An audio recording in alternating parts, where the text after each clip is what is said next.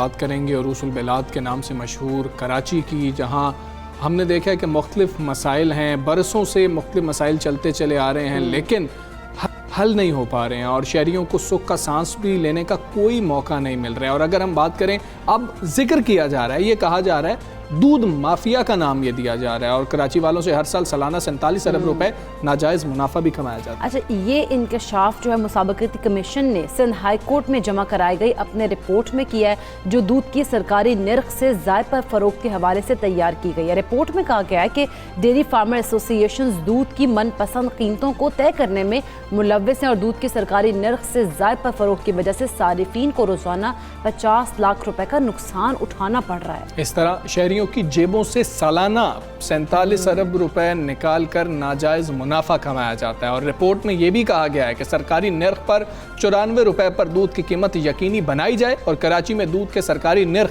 94 रुपए फ़ी लीटर मुकर्रर हैं, लेकिन शहर भर में दूध 130 रुपए फ़ी लीटर तक फ़रोख्त हो रहा है। अच्छा, ये सूरत हाल है और 130 रुपए लीटर जो है वो फ़रोख्त हो रहा है दूध, लेकिन उसकी जो सरकारी कीमत है वो 94 रुपए, उसमें लोगों को दस्तयाब नहीं है। लोगों को बहुत ज़्यादा परेशानी भी है कि दूध एक तो मिल रहा है, महंगा मिल रहा है, और दूसरा खालिस भी नहीं मिल रहा है। ये मतलब मुख्तलिफ मसाइल हैं। लोग ये तकाजा करते हैं कि जब सरकारी निर्ख हैं तो फिर उस पर ही मिलना चाहिए, और फिर अगर चलें कुछ ज़्यादा फ़र्क है तो वो इतना ज़्यादा नहीं होना चाहिए कि वो आपकी पहुंच से ही बाहर हो जाए। फिर वो ये भी क्वालिटी के हवाले से भी बातें हो रही होती हैं। लेकिन अब ये चूँकि रिपोर्ट जमा कराई गई है तो हमने इस रिपोर्ट पर मौक़िफ़ लेना है। सदर dairy and cattle farmers association Shakir Gujjar साहब इस वक्त हमारे साथ मौजूद हैं। शाकिर गुज्जर साहब, अस्सलाम वालेकुम, बहुत शुक्रिया आपने वक्त निकाला। गुज्जर साहब, ये बताइएगा, ये रिपोर्ट अब जमा करवा दी गई है सिंध हाई कोर्ट में, इस रिपोर्ट के बारे में आप क्या कहेंगे? असल में जी, एक तो ये सिंध हाई कोर्ट का बड़ा डिसीजन है और यकीनन सिंध हाई कोर्ट ने ये समझा है कि पिछले 4 साल से डॉलर की ऊंची तरीन परवाज़ और रुपए की गिरती कीमत और बढ़ती हुई महंगाई के बावजूद नोटिफिकेशन का ना किया जाना बहुत बड़ा अलमिया है। तो सिंध हाई कोर्ट ने जो अहकाम दिए हैं कमीशन कराची को, वो मैं समझता हूँ कि वो बहुत अच्छे अहकाम हैं और फार्मर्स का उससे इंशाल्लाह फ़ायदा होगा। और अवामुन्नास में और जो मीडिया में और दीगर हलकों में बेचैनी पाई जाती है। दूध का रेट 94 रुपीज़ का नोटिफिकेशन जो 4 साल पहले हुआ था और 130 रुपये फ़रोख्त होना, वो भी लोगों की नज़रों में ज़ाहिरी सी बात है वो ठीक नहीं था। अच्छा शाकिर गुज्जर साहब, जिस तरह से रिपोर्ट में कहा गया है कि दूध की जो सरकारी निर्ख हैं उससे ज़ायद पर फ़रोख्त की वजह से सारिफिन को रोज़ाना 50 लाख रुपए का नुकसान उठाना पड़ रहा है, इसका इजाला कौन करेगा फिर? असल में जी देखें, ये तो आप लोग समझ रहे हैं ना कि ये नुकसान हो रहा है। देखें, 4 साल से नोटिफिकेशन नहीं किया गया और यकीनन जो डेयरी फार्मर्स दूध दे रहे हैं वो दूध की कास्ट ऑफ प्रोडक्शन के मुताबिक जो मुख्तलिफ औकात में डेयरी फार्मर्स एक्शन कमेटी ने दूध की कीमतों में ऐलान किया उसके मुताबिक दे रहे हैं और अब भी फार्मर्स नुकसान में।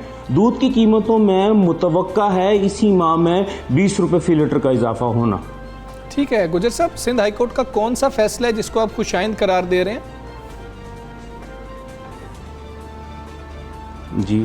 जी आप सुन पा रहे हैं, सिंध हाई कोर्ट का ऐसा कौन सा फैसला है जिसको आप खुशाइंद करार दे रहे हैं और उस पर आप चाह रहे हैं कि अमल भी होना चाहिए? देखिए जी, 1 माह के अंदर दूध की कीमतों का नोटिफिकेशन करने के अहकाम हैं कल के जो तहरीरी वो उसमें, और उसमें इन्होंने एफिडेविट भी जमा कराया है कमिश्नर कराची ने। अच्छा, अगर ये खुशाइंद है और मैं समझता हूँ कि 4 ठीक है आप अगर अब आपसे बातचीत हो रही है कि क्या सरकारी निर्ख होने चाहिए, कमिश्नर कराची की जानिब से कोई बात हुई है आपसे कि क्या सरकारी निर्ख होने चाहिए, और अगर वो 98 रुपये रख देते हैं फिर आप लोग क्या करेंगे? नहीं जी, बात 2-3 रुपए की नहीं है।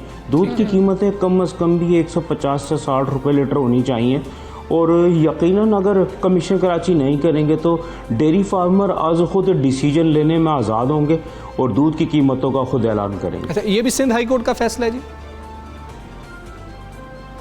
नहीं जी, सिंध हाई कोर्ट का तो फैसला है कि कमीशन कराची फौरी तौर पर नोटिफिकेशन तो अगर कमीशन कराची नोटिफिकेशन नहीं करते, ठीक है, अगर आप खुद से ही सरकारी निर्ख कुछ तय हो जाते हैं, आप फिर खुद से ही तयन करेंगे, तो ये तो फिर वही बात है कि आप रिट को चैलेंज कर रहे हैं।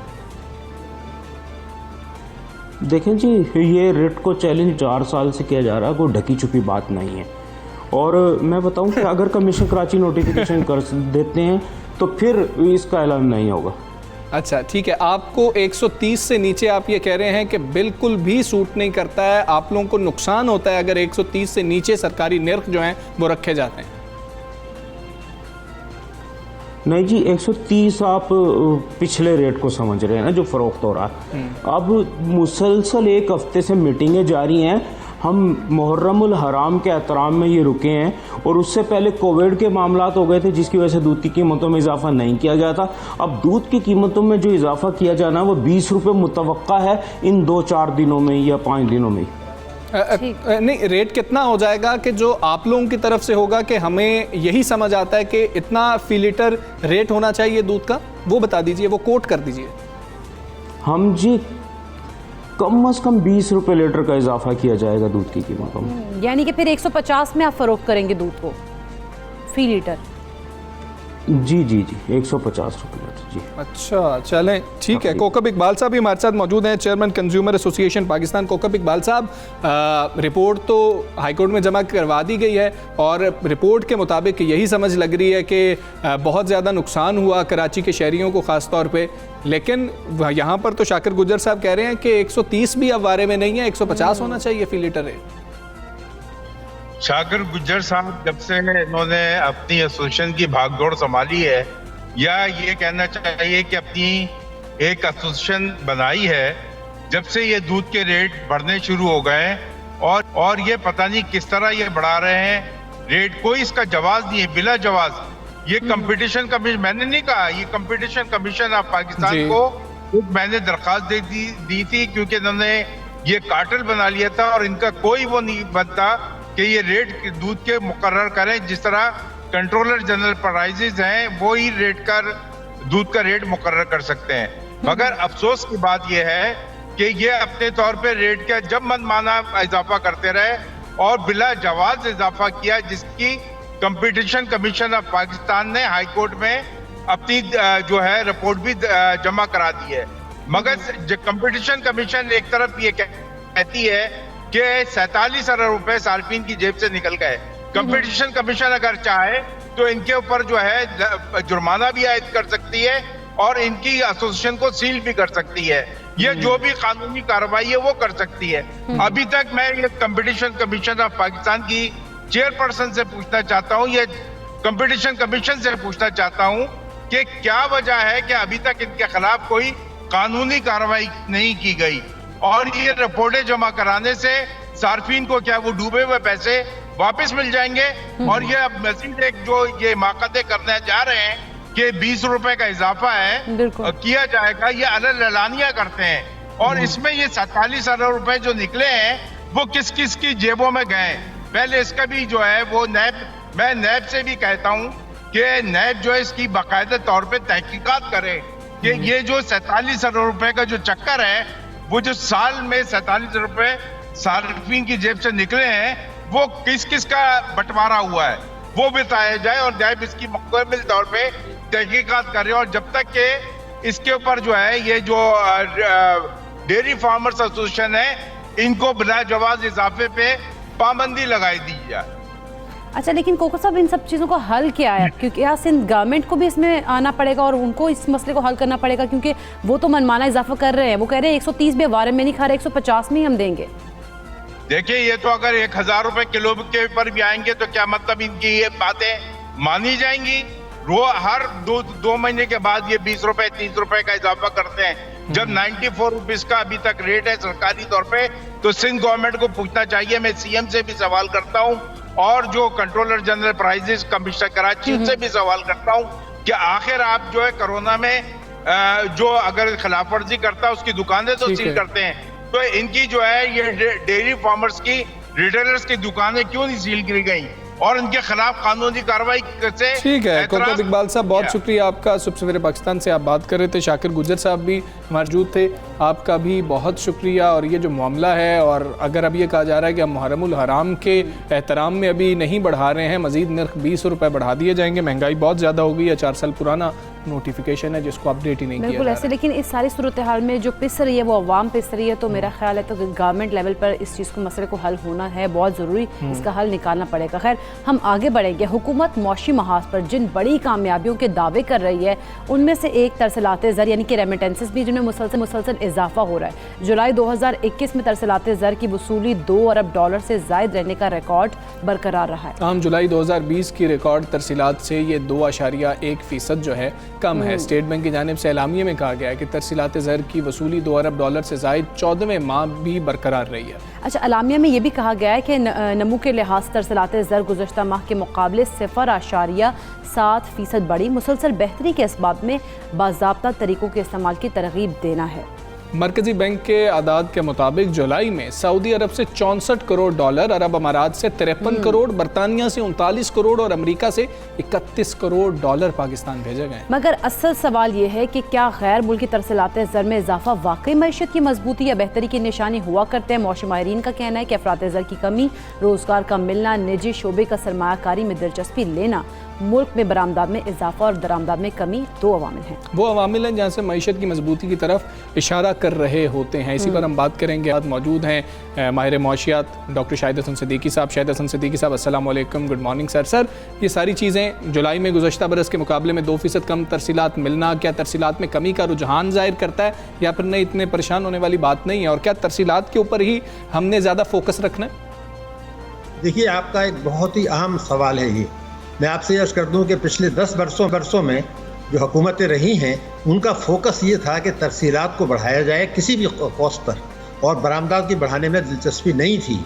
तो जो हुकूमत के आदाद शुमार हैं वो ये है कि 2011 से 2021 तक में जो हमारी बरामदात में इजाफा हुआ है वो $18 अरब, यानी 2011 में जो बरामदात आई थी उसके मुकाबले में 2021 में $18 अरब तरसीलात ज़्यादा आई।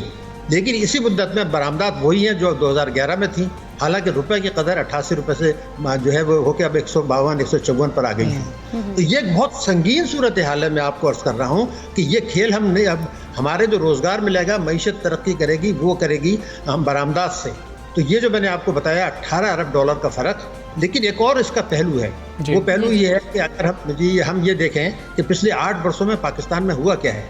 हमने, हमारी जो तिजारती खसारा है $212 अरब है तिजारती खसारा 8 वर्षों में। आप ये देखें कि हम $2 बिलियन सालाना लेने के लिए IMF के पास घुटनों के बल जाते हैं और हमारा इंपोर्ट्स बढ़ा रहे हैं, तो हमारा 212 अरब का तिजारती खसारा हो गया जो हम बर्दाश्त ही नहीं कर सकते। तो हमने क्या काम किया कि 111(4) इनकम टैक्स ऑर्डिनेंस को रखा हुआ है, जिसकी वजह से $168 अरब की तरसीलात पाकिस्तान आ गई। अगर ये वाकई $168 अरब की सही तरीके से आती तो आज पाकिस्तान की किस्मत बदल चुकी होती। स्टेट बैंक ऑफ पाकिस्तान ने इन 11 वर्षों में कम से कम 100 दफे ये कहा बिल्कुल है। ठीक है, डॉक्टर शाहिद हसन सिद्दीकी साहब की आवाज़ जो है वो हम तक नहीं पहुंच पा रही है, कुछ सिग्नल प्रॉब्लम है। और शाहिद हसन सिद्दीकी साहब अहम जो इश्यूज़ थे उन हवाले से बात करते हैं। जी डॉक्टर साहब, अब हम आपको सुन पा रहे हैं, प्लीज़ कंटिन्यू सर। जी, मैं ये अर्ज़ कर रहा था कि जो पिछले 8 बरस गुजरे हैं उसमें $212 अरब का तिजारती खसारा हुआ पाकिस्तान को, क्योंकि हमने बरामदात नहीं बढ़ाई। तो उसको पूरा करने के लिए हमने ये किया कि तरसीलात को एनकरेज किया और $168 अरब की तरसीलात आ गई, $168 बिलियन। स्टेट बैंक ये कहता है कि कारकुनों की तरसीलात हैं, वर्कर्स की तरसीलात हैं, लेबर्स की हैं। अगर बाकी ये $168 अरब की होती तो हमारी तो किस्मत बदल चुकी होती। हुआ ये था कि इस तरह से जो कारकुनों की तरसीलात हैं वो है $30 बिलियन, $30 अरब, जिसके लिए हम उनको सलाम पेश करते हैं। बाकी जो बरामदात है वो तो मालदार लोगों की है, हुंडी के जरिए यहाँ से पैसा बाहर गया, ठीक है, हवाले के जरिए, और वो रेमिटेंसेस के जरिए आ गया। हमारे कानून इनकम टैक्स ऑर्डिनेंस 111(4), यानी ना FIA पूछ सकता है ना जो है वो ISI पूछ सकता है ये कहाँ से आ रहा है, क्या आ रहा है। तो ये तो स्टेट बैंक को पता है कि बड़ी बड़ी रकूम की तरसीलात आ रही हैं, तो ये तो कारकुनों की नहीं है, लेकिन हमने कर दिया 111(4) के तहत। मगर एक और ये काफ़ी नहीं है। बिल्कुल ये काफ़ी नहीं है। बहुत शुक्रिया शाहिद सिद्दीकी साहब, माहिर मौशत सुबह सवेरे पाकिस्तान से गुफ्तगू कर रहे थे। आपने इनकी गुफ्तगू सुनी है। हमें यहाँ पे ब्रेक लेनी है, आपने कहीं नहीं जाना। देखते रहिए सुबह सवेरे पाकिस्तान।